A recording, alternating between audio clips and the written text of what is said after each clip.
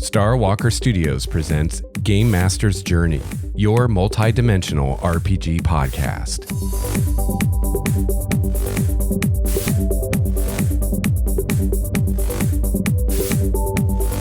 Welcome to episode 117 of Game Master's Journey, your multi-dimensional RPG podcast. I'm your host, Lex Starwalker, and if you're a returning friend of the show, welcome back.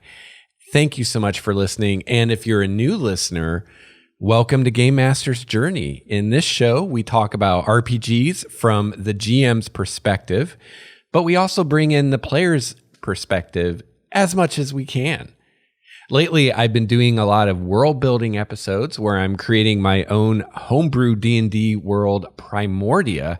Last week on episode 116, we talked about exploring different time periods in your campaign world as alternate campaign settings. So definitely check that out if you haven't already. Today, though, I'm going to take a break from the world building and I'm going to talk about making rulings on the fly as a GM. Specifically, I'm talking about calling for roles that aren't necessarily covered by your system of choice. You don't need, and I would say you don't want, a game that gives you a mechanic for every little thing that the players could do. Once you've grasped the basic resolution mechanics of your game, you should be able to apply that knowledge to resolve any crazy thing that the PCs come up with to try. So I'll be using the current incarnation of D&D for an example today of how to do this, but you can do this with any game or any system. I want to remind you that I am going to do an episode in the near future on theater of the mind and how to better use theater of the mind as a GM. So if you're listening to this and you use theater of the mind in your game, I'd love to hear from you if you have any tips or tricks or any advice for a GM thinking about trying theater of the mind for the first time. Anything that you've discovered that makes it easier for you and makes it easier for your players. So a great way to send anything like that my way is just to email me at gamemastersjourney@gmail.com. Now, before I get into talking about making rulings on the fly and coming up with roles that aren't covered in your game system, I thought I would talk about a piece of feedback that I got from a listener recently about the show. This comes from Jussi Lainonen in Finland. So thank you very much for writing in, Jussi. I really appreciate it. And Jussi says, "Hi, been listening to your podcast from the GM Intrusion days, and I've messaged you before. Now I am on fire with the world building theme that you've been talking about recently. I'm really enjoying listening to your show and your opinions, as I have noticed that they are quite similar to my own. I am totally stealing your ideas from Primordia to use in my own homebrew world that I'm creating. Awesome. Feel free to steal ideas, mine and other people's." Jussi says, "I'm also running a campaign there after your encouragement. I had almost nothing about the world as we started to play in the setting." And that's awesome, because I don't know that was a conscious goal of mine when I started doing the world building episodes, but I know that my own thinking growing up in the hobby in the past was always that, I needed to have all this front-loaded world building done before I could ever start to run adventures in a world of my own creation. And I started out running a lot of stuff in Forgotten Realms, and you look at Forgotten Realms, and there's literally encyclopedias of information on Forgotten Realms. So, it was easy for me to walk away from that with the impression of, I need all this information about my own setting if I'm going to run campaigns there. And the truth is, you don't. You really just need what's within your player character's field of view, right? Who knows what's on the other side of that horizon? So that's awesome that my approach has helped you to take the plunge yourself and start actually running games in your world in the very beginning. And I think it's a lot of fun, and it's a great way that you can get ideas from the players too to help you out instead of cloistered all by yourself, having to do it all by yourself. So Jesse says, now I have taken many things from different campaign settings, mostly inspired by your podcast, also Game of Thrones, Eberron, the Iron Kingdoms, and Planescape. I like the idea of hopping between planes, but at the moment I'm toying with the idea of how to remake Planescape's plane structure to my own use. So Jesse goes on to talk more about his campaign setting and what he's doing. And I'm not going to go into that right now, although maybe in a future world building episode, I might bring some of this in. But really cool that you've gotten inspired to not only build your own world, but also to run adventures in your world from the very beginning. And also very cool that you're taking ideas from all over the place, from this show and ideas that I and the other listeners have, and also from other established D&D campaign settings, as well as things like Game of Thrones. And I think that's awesome, and again, I just want to say that that's okay and that's great, and that's what all creative types do. I think a lot of us, when we start thinking about creating our own world, we think that everything has to be original and we have to have all our own ideas and we have to do something completely different.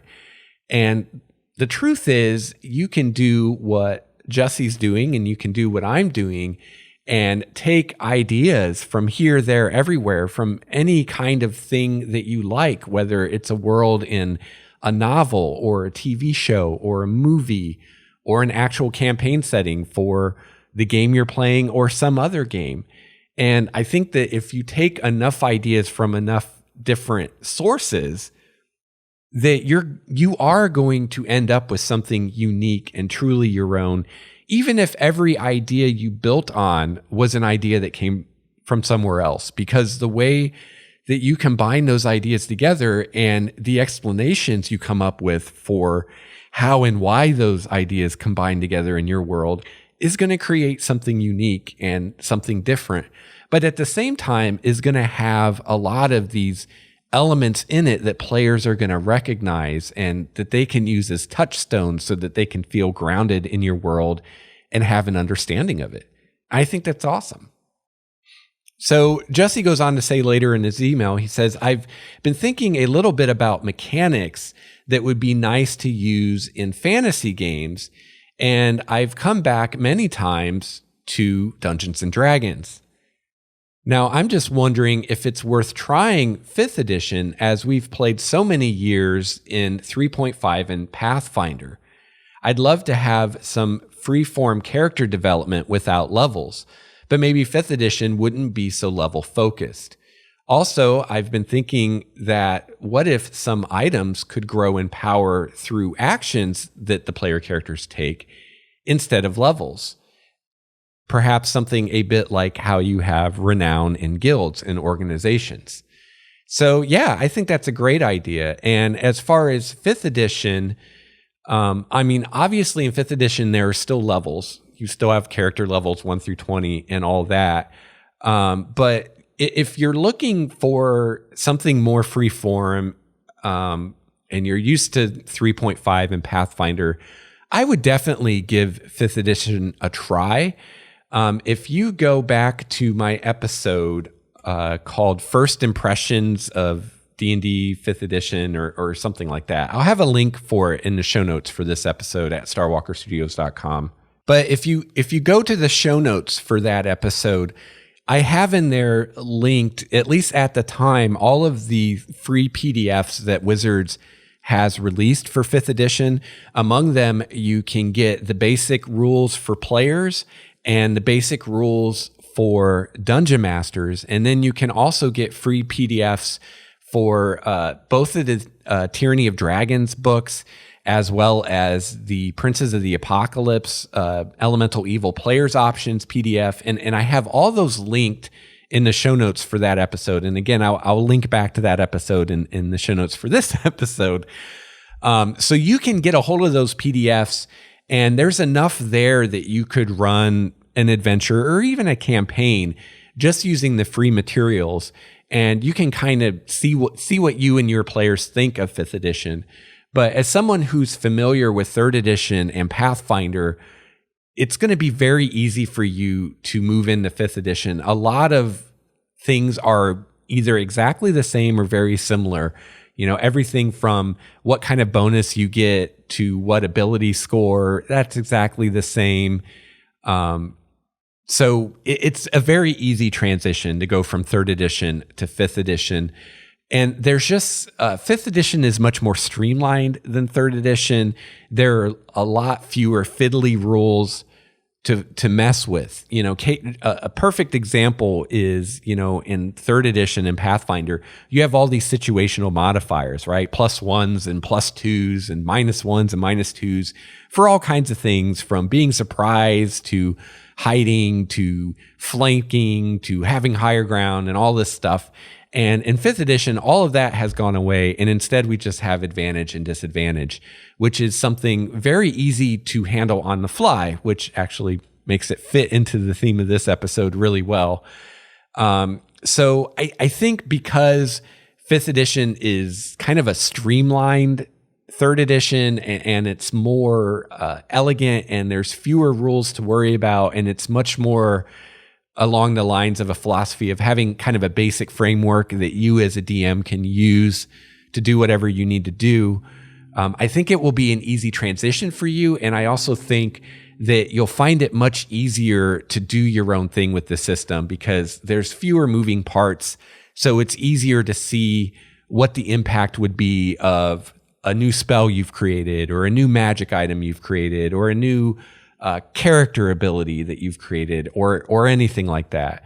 And it also makes it easier to focus more on the narrative and role playing and things like that and not get so bogged down with mechanics and rules discussions and all that good stuff. So I definitely highly recommend that you try 5th edition. And again, you can get a lot of good experience with it without having to spend any money whatsoever and kind of come to your own opinion of 5th edition. And then if you think it's worth it, you can get the player's handbook. And yeah, I think the idea of having items that grow in power based on actions instead of level is a great way to do it in a way that you totally could do it. Now, in regards to the relics that I've come up with for my campaign setting, which are basically magic items that scale with level, I'm planning to kind of do a combination of both with that.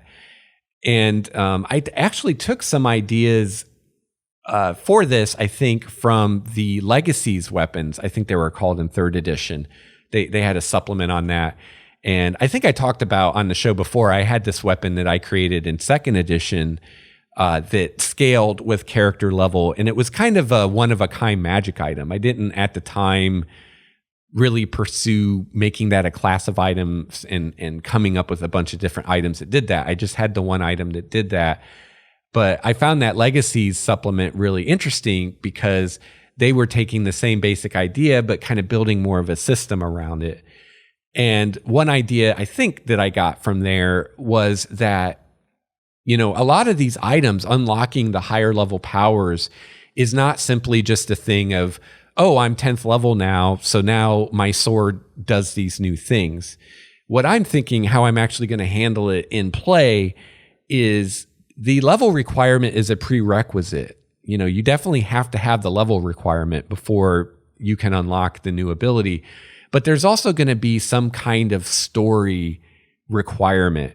It could be you need to go on a quest and take the item to a specific magical place and do a certain ritual there to unlock the power. Or maybe you have to accomplish a certain deed. So maybe a sword for a paladin, to unlock the level 11 power or whatever, you might have to go on a pilgrimage or do some selfless heroic act or something like that. And, that would be something totally up to the DM to come up with for an item when she creates it. What do you need to do to unlock this next level of power? Now, me personally, I probably, if I was starting at level 1 and planning to do a campaign up to level 20, and I was handing these items out, I wouldn't necessarily come up with all that in the beginning. I would probably come up with what the first requirement for the first power up would be, and then I would leave the rest up in the air and come up with those later as we approach that point in the campaign, because then I know more what's going on with the story and what's going on with the characters, and I can come up with something that really fits well. But, I'm definitely going to have, story elements on top of the level requirements where the character will have to accomplish something or do something. And sometimes it might just be like a money sink. Other times it might be a springboard for an entire adventure that the entire group needs to go on so that a character can advance their weapon or their item to the next tier. So I think you could totally do it just based on actions and remove the level element from it entirely. And, for me, what I'm doing, I'm thinking of the level requirements are almost more for the dungeon master, to give the dungeon master a guide as to this is an appropriate time for the item to grow to this level of power. But I definitely would want to have things on the player side that are more deeds that they have to perform, or quests they have to go on, or exotic substances they have to find, or something like that. So back to Jesse's email. He says, I really liked your episode about the different parts of your timeline being different campaign settings and how different eras in the same world can be very different. For example, in our world, the difference between Renaissance society compared to the Iron Age. And that's something I'm going to use in my world. And Jesse says he's also considering just putting his idea into my world and mixing them together or whatever. And yeah, man, whatever you want to do. We're just doing these worlds to run games for our friends. So, you don't have to worry about intellectual property and stuff like that. If you're just running the game for your friends, you can steal from anybody, steal from me, steal from Tolkien, steal from Game of Thrones, steal from everything and anything, whatever makes your game better, whatever makes your world better. So thanks again so much for writing in, Jesse, and sharing those thoughts with us. Really appreciate it. And again, if you are building your own world, I'd love to hear about it, and you're more than welcome to write in like Jesse did and tell me about it. But I'd also really encourage you to go to the Game Masters Journey community on Google Plus and share things about your world there. And we've had quite a few people do this already, and Jesse has talked about his world on the Google Plus community as well. And then everybody gets to see it, not just me. And you can show it to other game masters in the community and let them see it. And it's just a great melting pot of ideas, all these people with very different worlds. But I think it's rare, if ever, that I could see something about someone else's world and not get some kind of idea from it that I can apply to my own world, no matter how different it is. DM Nell has a very different campaign setting, and he's using a lot of spell jamming stuff in his campaign setting. But there are a lot of parallels between his world and mine, and I can definitely get some good ideas from other people's worlds. This is Matthew Colville, and you're listening to Game Master's Journey. This is the part of the show where I take a brief break to give a thank you and a shout out to all the patrons of Starwalker Studios. Thank you so much, patrons. And I want to welcome a new patron to the fold, Jussi Leinonen, who just gave us our feedback in the feedback segment, has become a tier 2 patron of Starwalker Studios. So thank you so much, Jussi. I really appreciate it. And I also want to give a shout out to my tier 4 patron, Mr. Steve Strickland. So let's hear it for Jussi and Steve. Yeah. Yes.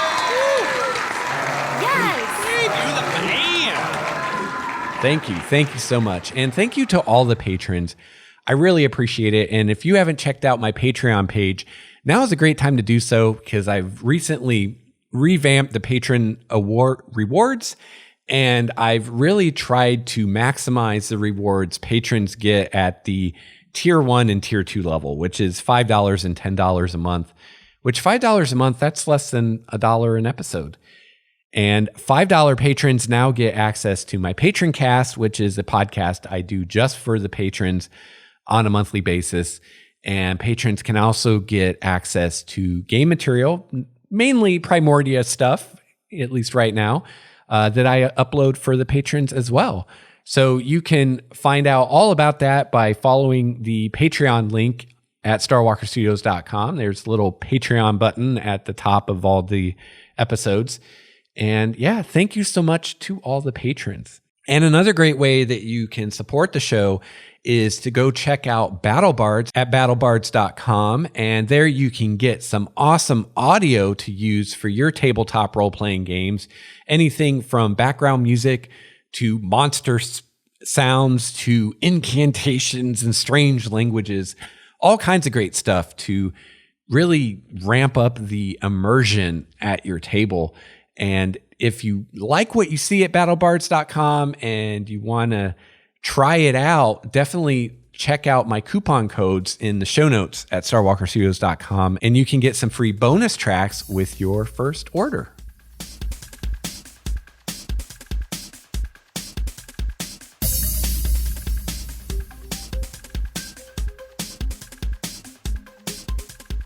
All right, so for the main topic today, I'm going to talk about handling roles on the fly as a GM, and specifically handling roles that aren't explicitly covered by your game system. So, even if you're playing Pathfinder, which is a very rules-dense system, you can probably come up with examples of things that a player character might try to do that aren't explicitly covered in the rules, where the book doesn't say, if player does this, here is the roll that they make, and here is the difficulty of the roll, et cetera, et cetera, et cetera. Now, the more kind of rules light your system gets, the more and more of those situations you're going to find that aren't covered by the rules. And part of being a GM and part of what makes a good GM, I think, is being able to handle those situations in a way that's fair to the player characters and makes sense to everybody at the table, but also keeps things going, and part of my problem with a game like, say, Pathfinder or Fantasy Flight games, Star Wars games that are so rules dense is you can get into this headspace where anytime the players want to do something, you're flipping through the book trying to find the rule for that, right? And I really don't like running a game that's like that. I prefer a game where I can internalize the system and the mechanics and kind of the logic behind the system and the mechanics to the point where when a player wants to do something, I can just on the fly off the top of my head without looking in a book say, yeah, this is how we would handle that. I want you to roll this. Here's your difficulty. Here's your parameters for success or failure or whatever.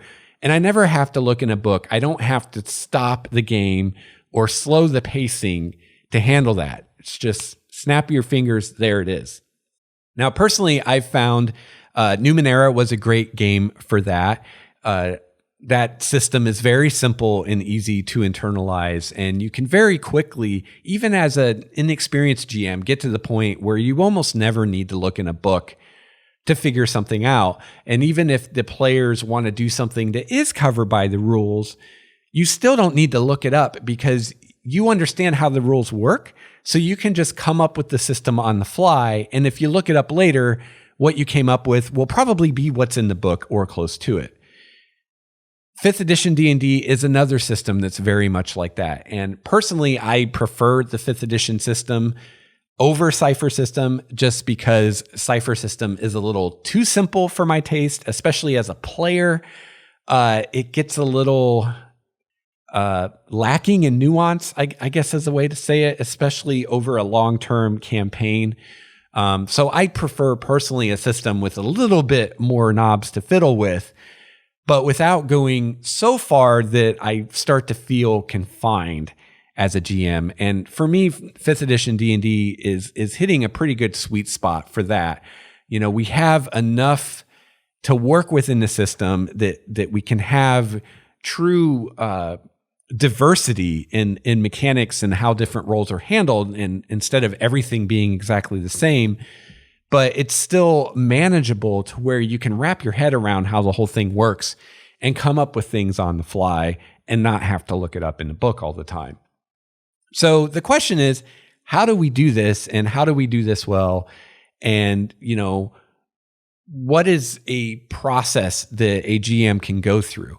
So that's what I'm going to try to do today is, for you newer GMs out there, or you less experienced GMs, to kind of walk you through how I would handle this if I'm in a situation where a player wants to do something. It's either not covered by the rules, or I don't want to take the time to find the specific rule to apply to that. So instead, we're just going to handle it on the fly. How do you do that as a GM? So like I said, 5th edition D&D makes this really easy to do. There are games like Numenera and Fate where it's going to be even more easy to do. And even in a game like Pathfinder or 3rd edition or Star Wars, that's more rules crunchy, you can still do this. It just may take a little more effort, and it also is going to probably require you and the players to be able to unleash yourself from the rule books and not be so concerned with looking up the specific rule every time, and instead finding a way to handle it that's fair and makes everybody happy, but keeps things moving. And you can still do that with those crunchier systems. You just have to free yourself of this perceived straitjacket of the rules that are around you, because it's all in your head. At the end of the day, the GM has the final say on how the game works. And doing what works for you and your table is always preferred to spending 20 minutes flipping through books trying to find what the writers of the game want you to do, because they're not at the table with you. So who cares what they want you to do? All right, so the first step in this process is you need to decide what kind of a role you're going to have the players make. So the player wants to do something, it's something off the wall or something that the designers of the game didn't anticipate or didn't feel was worthy to come up with a system for. So you've got to handle it as a GM, right? Or maybe it's just something you don't want to look it up. It's like we're playing Pathfinder. Yes, there's a specific modifier for that somewhere in some book somewhere, but we're not going to waste time finding it. We're just going to come up with something on the fly. So I'm going to use 5th edition D&D for an example, because it's kind of hard to talk about this without giving you an example to work through, right? So in 5th edition, it's really nice because your basic task resolution system is pretty simple. You roll a d20, you add a bonus, and you're trying to meet or beat a target number, which is your difficulty or your DC. And that's basically it. And your bonus to the roll, for the most part, is going to come from an ability score, so strength, dex, intelligence, wisdom, something like that, and maybe from a proficiency bonus if it's a roll that you would get your proficiency bonus to. And that's it. So unlike previous editions of the game, we don't have to go looking through books for all these different pluses and minuses that added the roll. For the most part, you're going to know what this bonus is, unless you're using an ability that you normally don't use. So maybe you play a wizard and you're doing a strength-based thing, and you're making an athletics roll, and you never make athletics roll as a wizard. So you may not know what that bonus is off the top of your head. But as a wizard, any roll that uses your intelligence, you're going to know what that bonus is, right? Because it's always the same. It's your intelligence bonus plus your proficiency bonus. And your proficiency bonus doesn't change that often. It changes every few levels, every 4 or 5 levels or something like that. Unlike in earlier editions of the game where it changed literally every level. So it's much more streamlined. And another thing I like about the way it's handled in 5th edition is you have your skills. So for instance, persuasion is a skill. And then you have an attribute that you use with that skill. So normally, if you're making a persuasion roll, it's a charisma persuasion roll, which means you get your charisma bonus. And then if you are proficient in persuasion, you also get your proficiency bonus to that roll. But the cool thing is the system is flexible, and you do not have to always have persuasion be a charisma roll. It could be tied to another attribute if the dungeon master thinks that that's appropriate and that makes sense. So maybe in a specific situation as a GM, instead of calling for a charisma persuasion roll, maybe you would call for a strength persuasion roll. Now that this might work better with intimidation than persuasion, but there could be a situation where a character is trying to be persuasive and how strong they are is more relevant at that moment than how charismatic they are. Another example, I think probably a better example, is you might call for an intelligence persuasion roll, right? Maybe the strength of my persuasion is not based so much on how good with people I am and how well I can talk to you and convince you that I'm right. But maybe it's based more on the strength of my argument.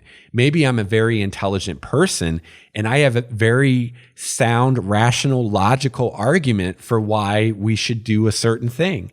And so instead of trying to convince you based on the force of my personality, I'm trying to convince you based on my reasoning and based on my perceived intelligence. So if I can convince you that I'm a smart person and that my argument makes sense, you might be persuaded.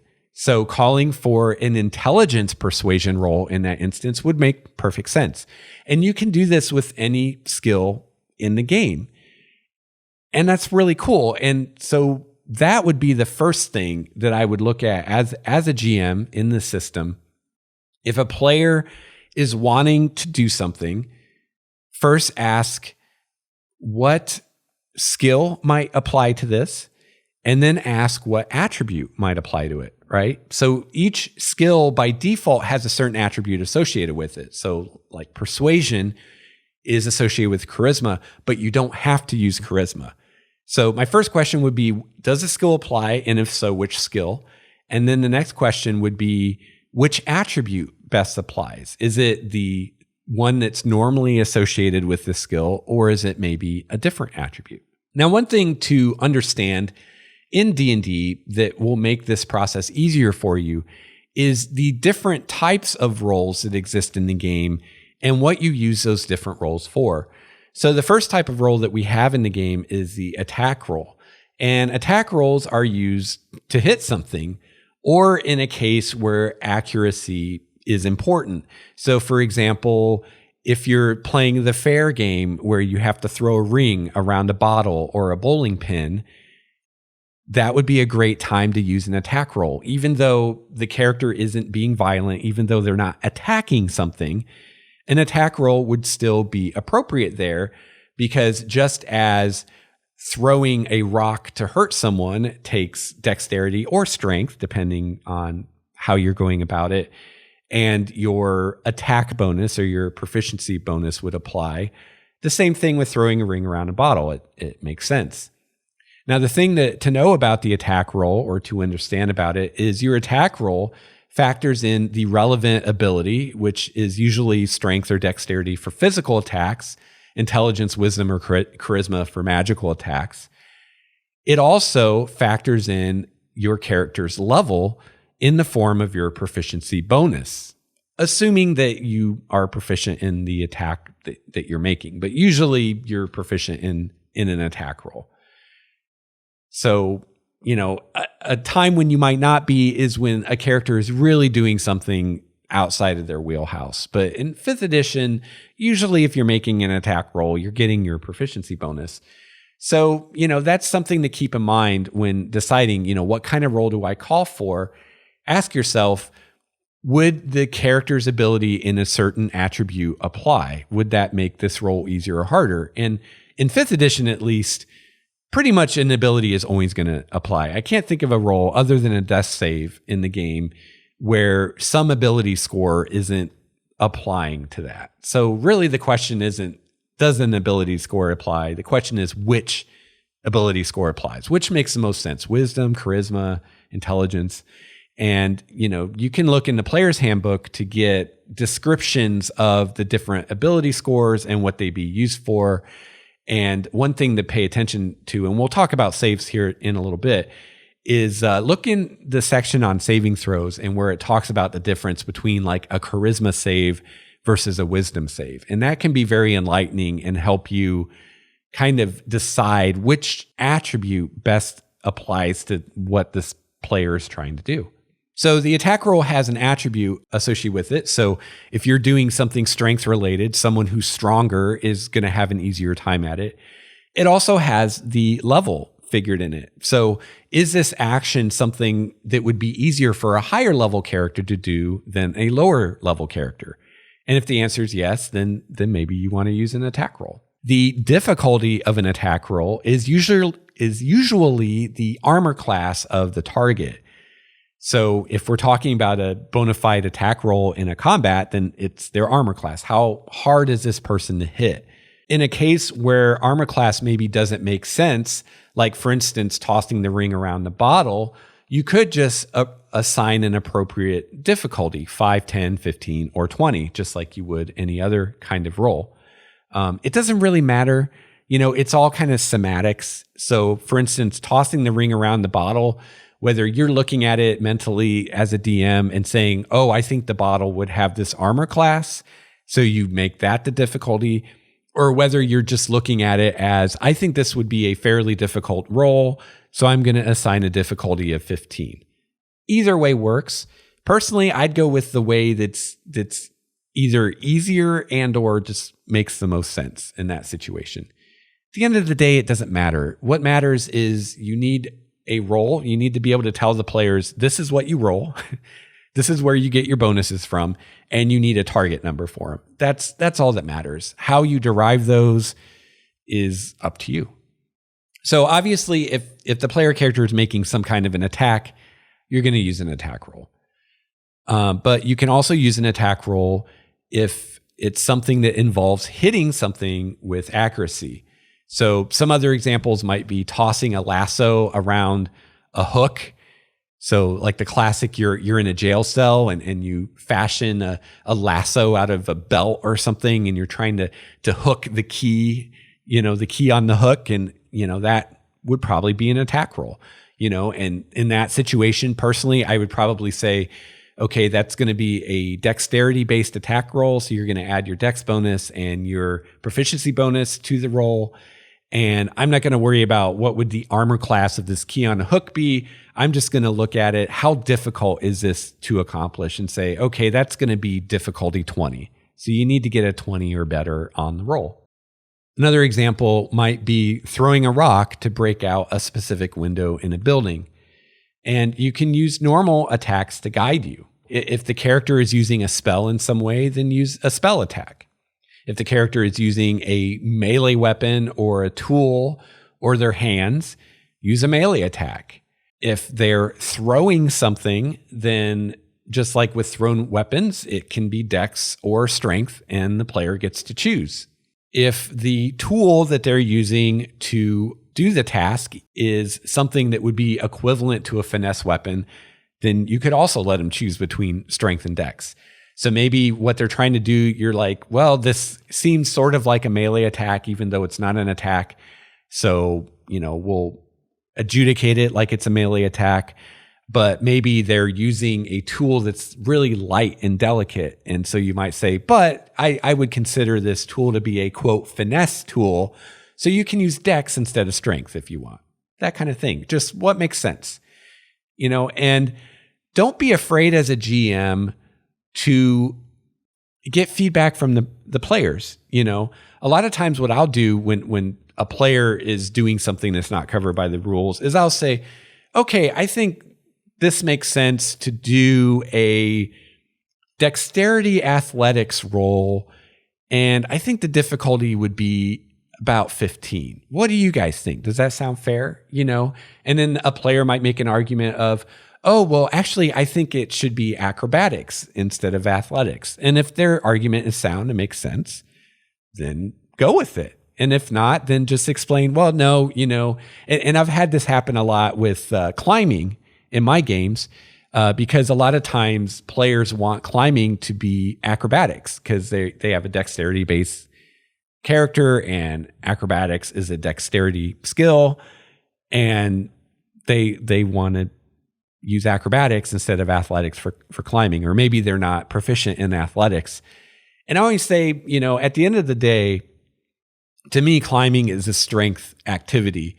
When I was in elementary school or middle school or whatever, in gym class, whenever they wanted us to climb the rope, I could never climb the rope because my arms weren't strong enough to haul myself up the rope. It didn't really matter how dexterous I was. If I wasn't strong enough to pull up my body weight, I was never going to climb that rope, right?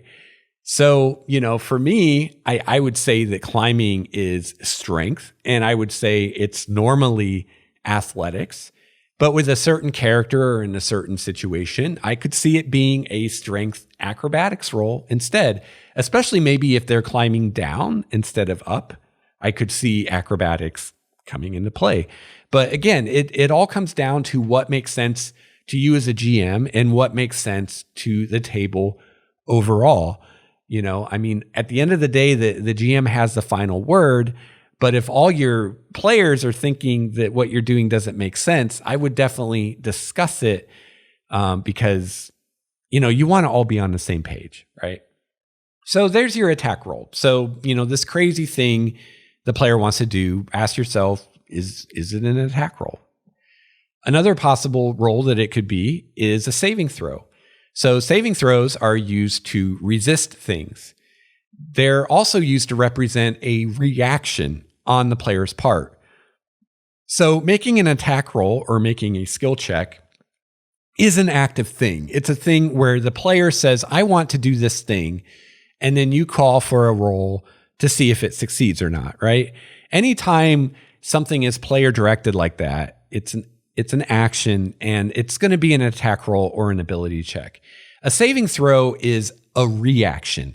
It's something is happening to the character and you're calling for a roll to see if the character is able to avoid it or resist it or overcome it in some way.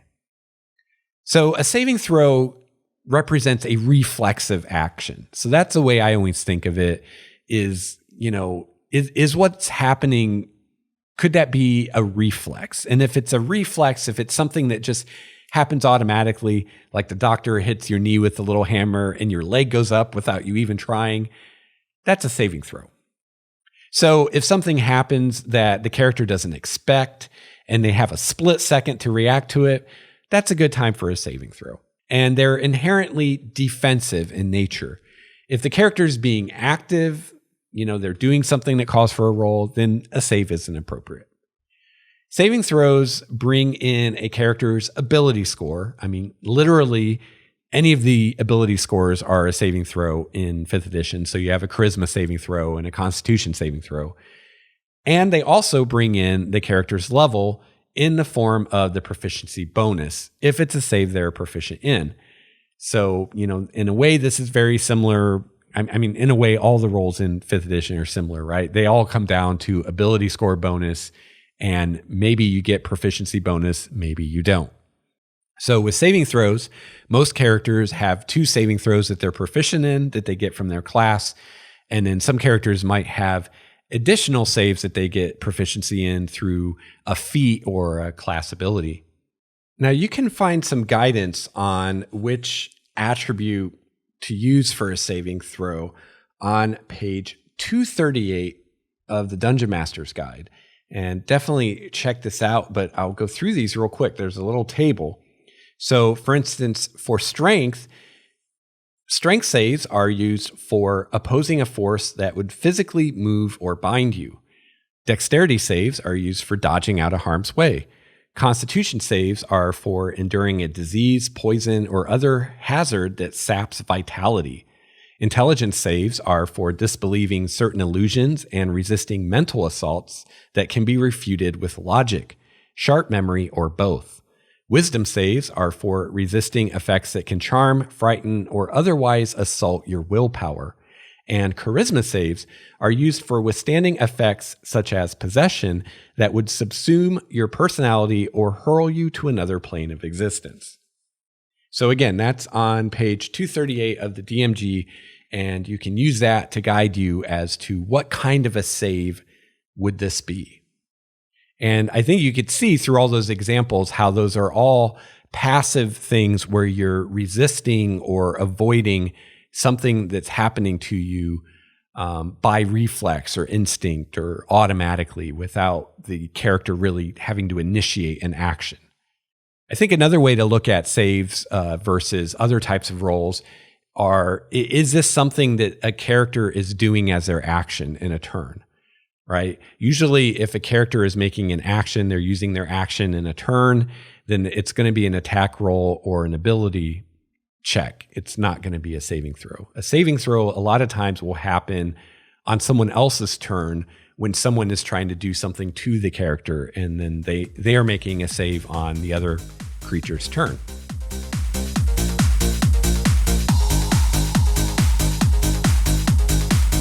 I would love to hear from you what you think about today's topic of handling rolls on the fly, especially rolls that aren't covered in the rules.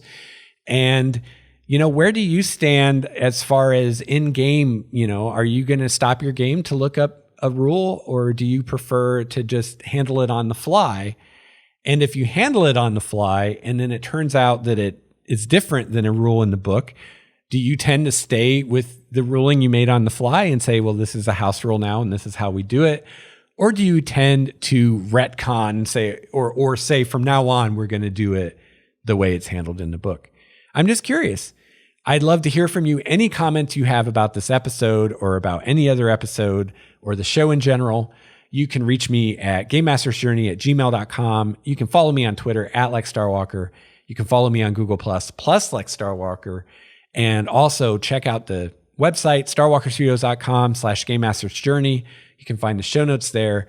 And you can find all kinds of links to my YouTube channel, Facebook, Reddit, all that good stuff. All at starwalkerstudios.com.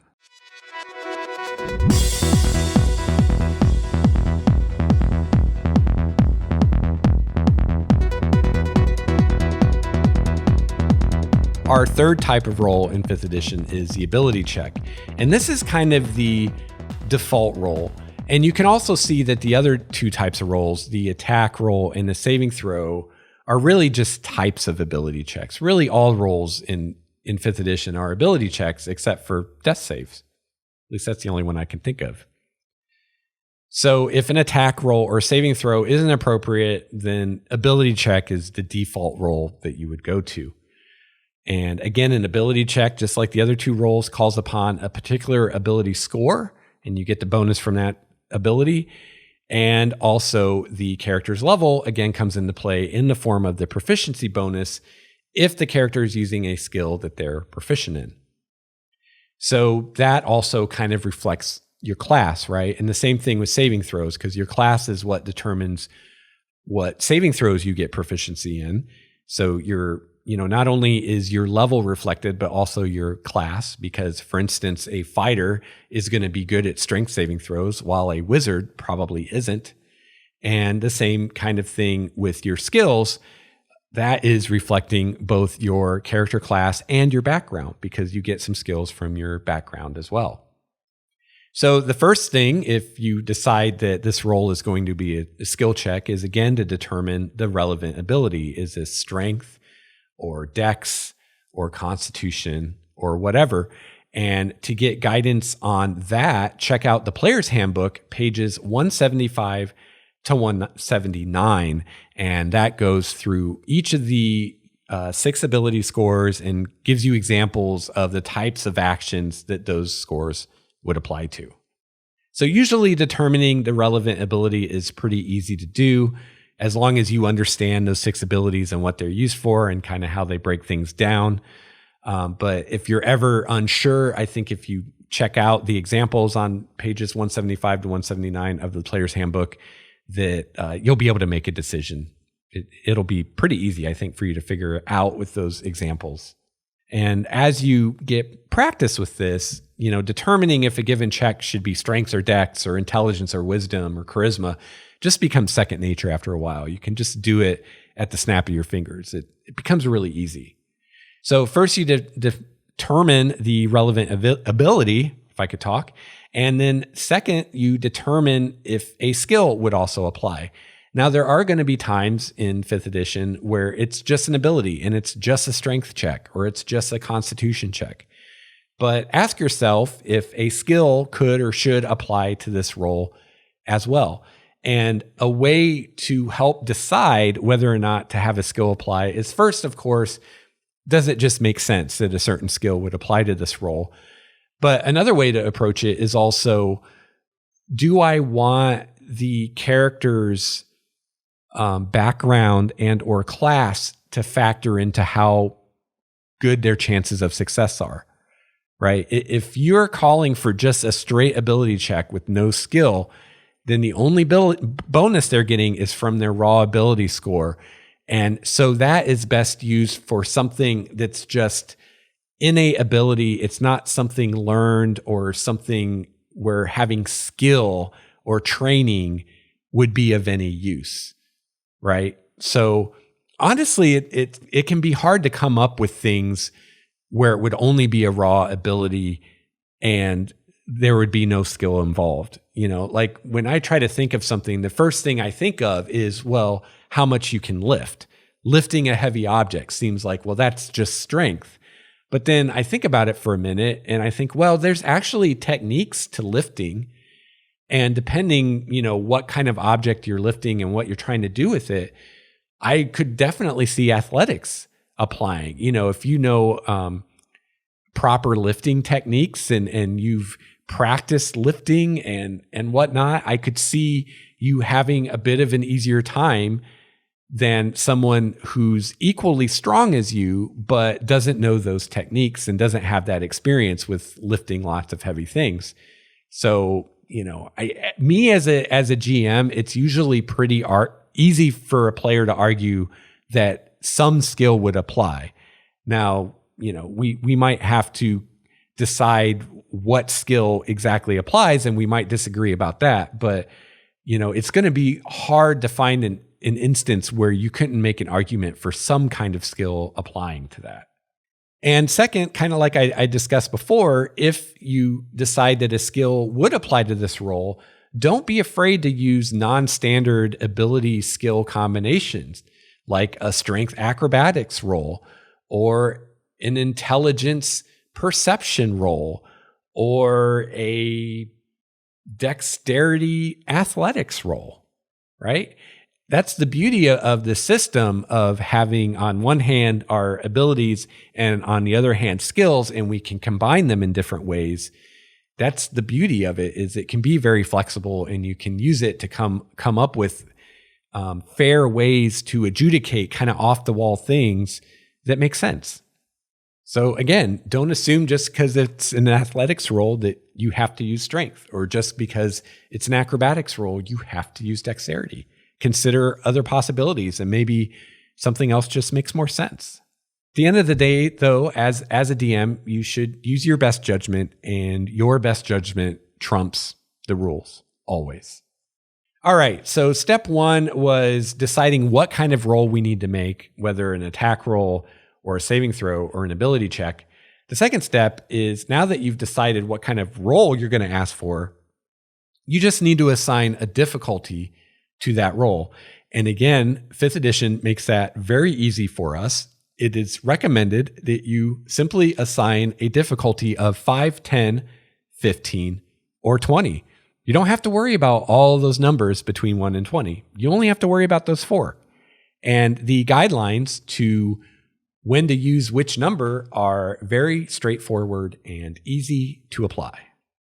So you can find the guidelines to this on page 174 of the Player's Handbook. And actually, this chart goes higher than difficulty 20. It goes up to difficulty 30.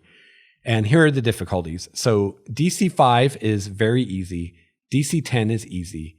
DC 15 is medium. DC 20 is hard. 25 is very hard. And 30 is nearly impossible.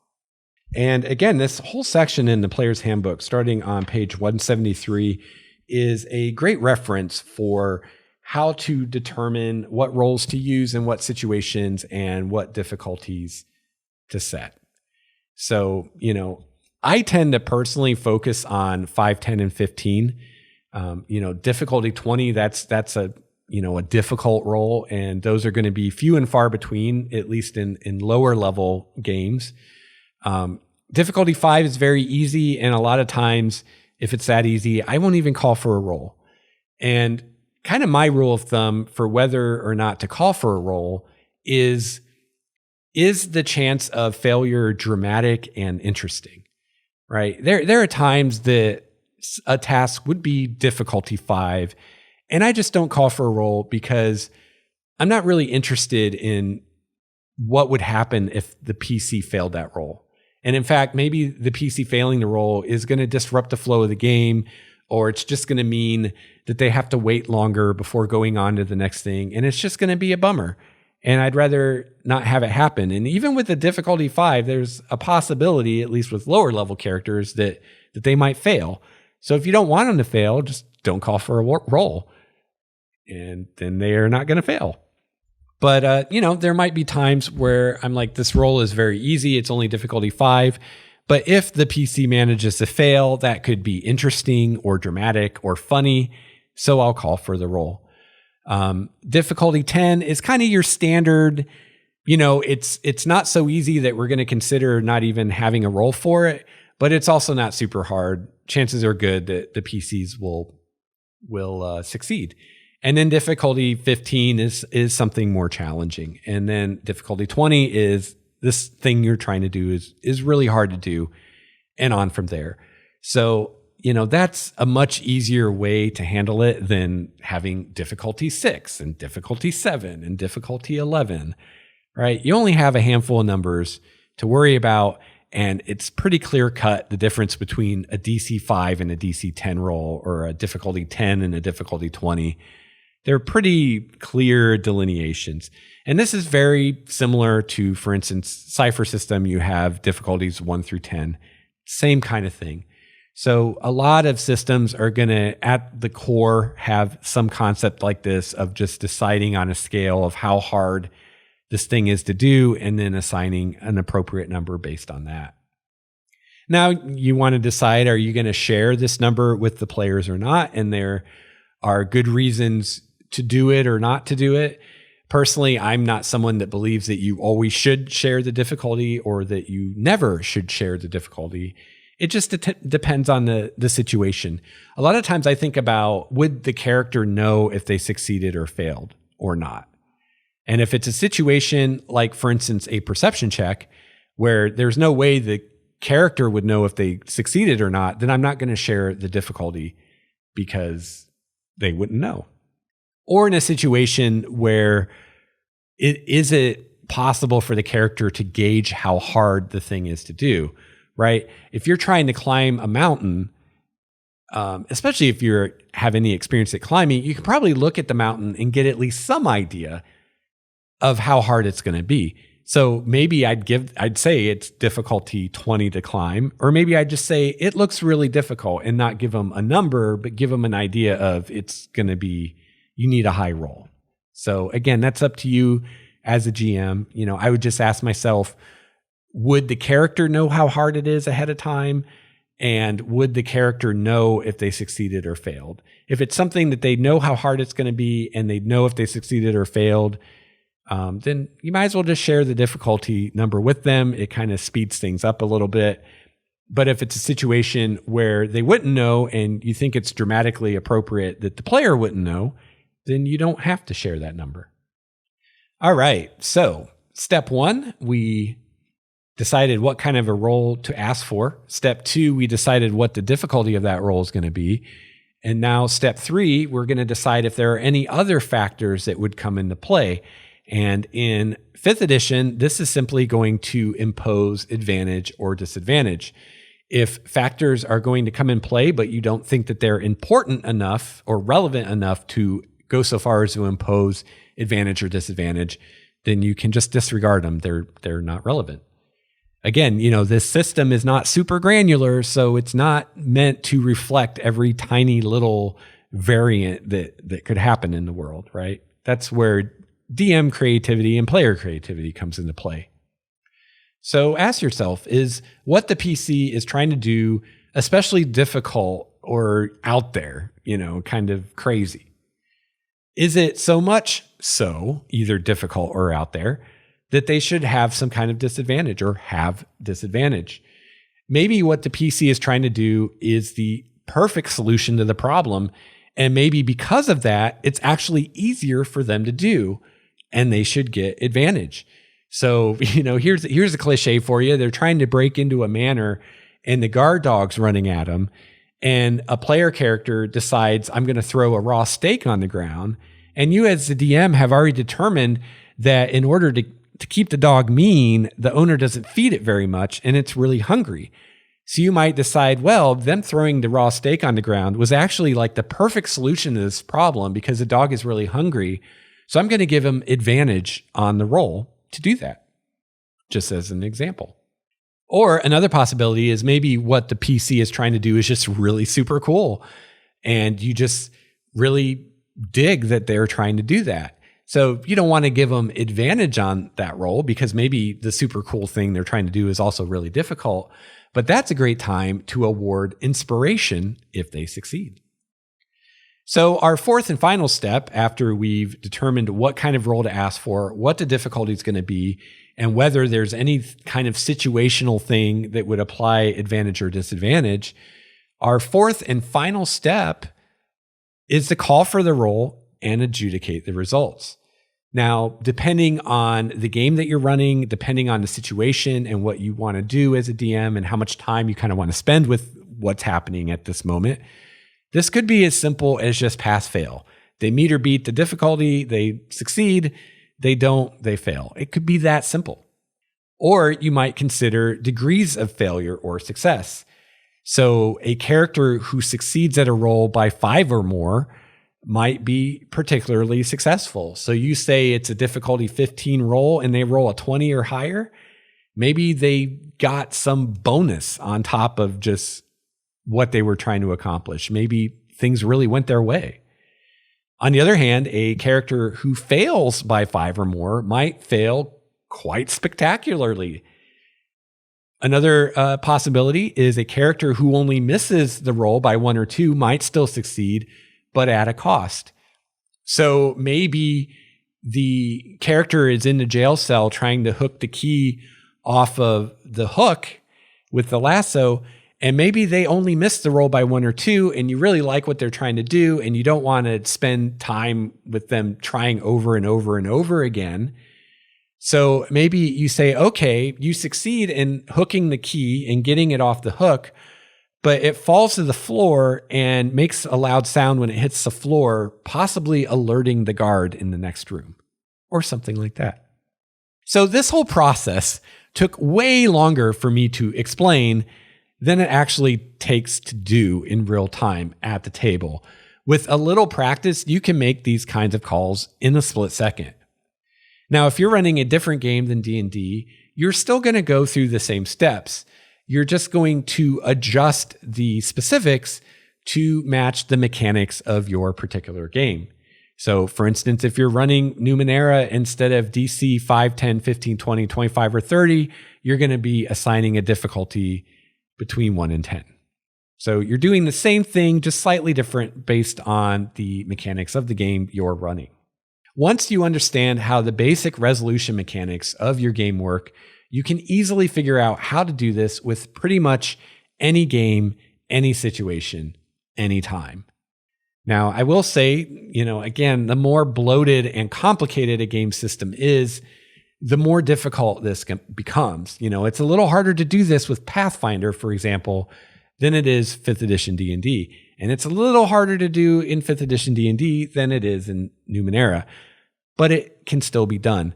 And again, if you're playing a more kind of granular system, like you're playing Star Wars or you're playing Pathfinder, you can still do this. And the best piece of advice I can give you is get you and your players to kind of lighten up on the rules a little bit, and have a discussion with the table and say, look, guys, I know in the past we've been really concerned about getting every rule exactly right and everything.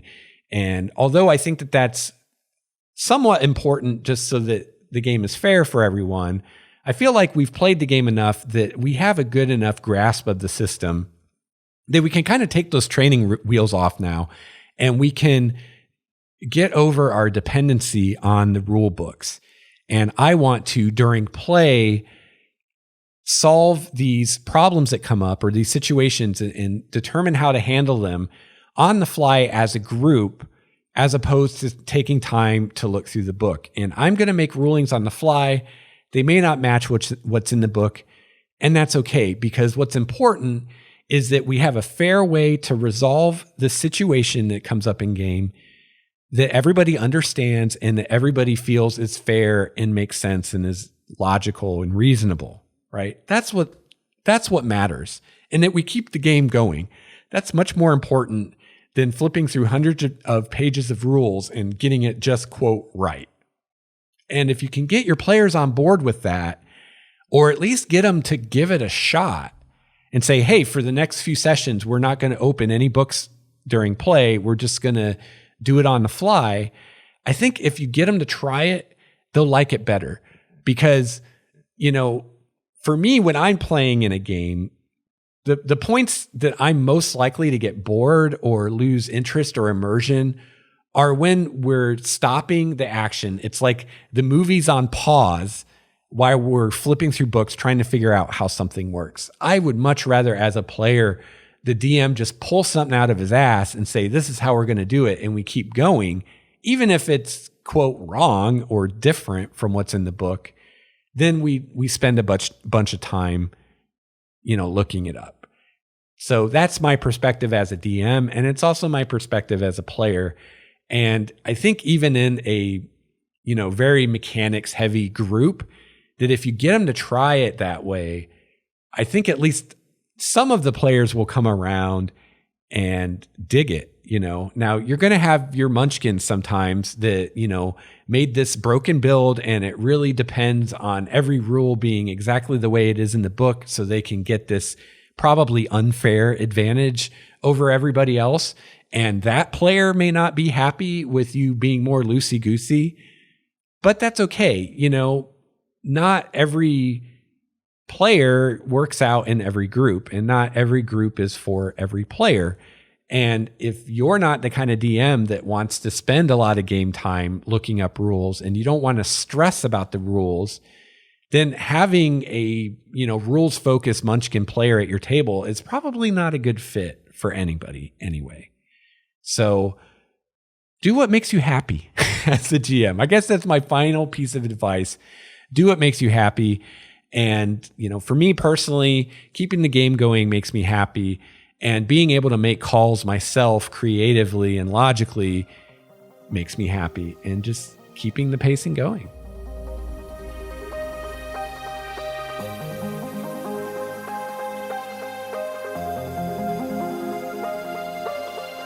All right, well, that's going to wrap it up for episode 117 of Game Master's Journey. Thank you so much for coming along on my journey as a game master. I really appreciate you listening, and I'm really looking forward to hearing from other GMs how you handle roles on the fly, and any tips or tricks you have that you'd like to share with me and the other listeners. I'd love to hear from you. So I hope you have a chance to play your favorite RPG this week. I'll be back soon with another episode of Game Master's Journey. Until then, game on.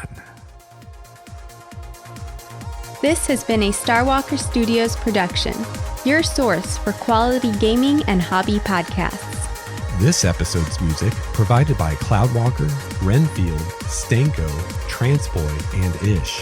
Please see the show notes for more details at starwalkerstudios.com/GameMastersJourney.